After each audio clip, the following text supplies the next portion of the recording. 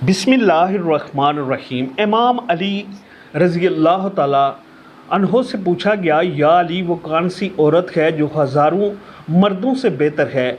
बस जैसे ही ये पूछा गया तो इमाम अली रज़ी अल्लाह ताला अन्हो ने फरमाया, ए शख्स, मैंने अल्लाह के रसूल सल्लल्लाहु अलैहि वसल्लम से सुना कि एक बापर्दा और नेक औरत हज़ारों गैर साला मर्दों से बेहतर है, क्योंकि जो औरत पर्दा करती है, अपने आप को नेक बनाती है, तो उसके नेक होने की वजह से पूरा घर नेक होने लगता है और यूं इसका कदम कदम अल्लाह इबादत में शामिल करता है।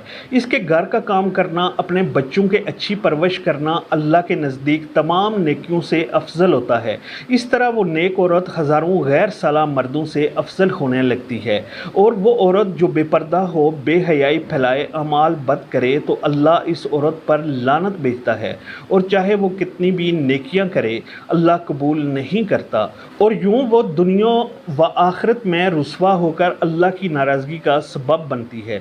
पर्दे के हवाले से अक्सर लोग सत्तर और हजाब में कोई फ़र्क नहीं करते, हालांकि शरीयत इस्लामिया में इन दोनों के हकामात अलग अलग हैं। सत्तर जिस्म का वो हिस्सा है जिसका हर हाल में दूसरों से छुपाना फ़र्ज है, मासवाए ज़ौजैन के, यानी खावंद और बीवी। इस हुक्म से मुतसिना है। मर्द का सत्तर नाफ से लेकर घुटनों तक है और औरत का सत्तर हाथ, पाँव और चेहरे की टिकिया के अलावा पूरे जिस्म है। एक दूसरी रवायात के मुताबिक औरत का सारा जिस्म सत्तर है, सवाए चेहरे और हाथ के। अलबत्ता औरत के लिए औरत का सत्तर नाफ से लेकर घुटनों तक है। मामूल के हालात में एक औरत सत्तर का कोई भी हिस्सा अपने शोर के सिवा किसी और के सामने नहीं खोल सकती। सत्तर का ये पर्दा इन अफराद से है जिनकी शरीयत ने महरम करार दिया है। इन महरम अफराद की फहरिस्त सूरतुल नूर आयत नंबर 31 में मौजूद है। सत्तर के तमाम अहकामात सूरतुल नूर में बयान हुए हैं, जिनकी तफसीलात हदीस नबवी सल्लल्लाहु अलैहि वसल्लम में मिल जाती हैं। घर के अंदर औरत के लिए पर्दे की यही सूरत है।